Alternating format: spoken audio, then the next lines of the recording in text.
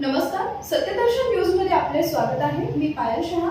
एक नजर टाकूया आजच्या ठळक घडामोडीवर। मंत्रिमंडळात शेतकऱ्यांची कर्जमाफीस मान्यता घोषणा निवडणुकीनंतर राज्यातील शेतकऱ्यांसाठी मोठी आनंदाची बातमी समोर आली आहे। राज्य सरकारच्या मंत्रिमंडळ बैठकीत शेतकरी कर्जमाफी योजनेला अखेर मान्यता देण्यात आली आहे। त्यामुळे आता राज्यातील लाखो शेतकऱ्यांचे 2 लाखांपर्यंतचे पीक कर्ज माफ होणार आहे। या निर्णयामुळे शेतकऱ्यांमध्ये समाधानाचं वातावरण निर्माण झालंय।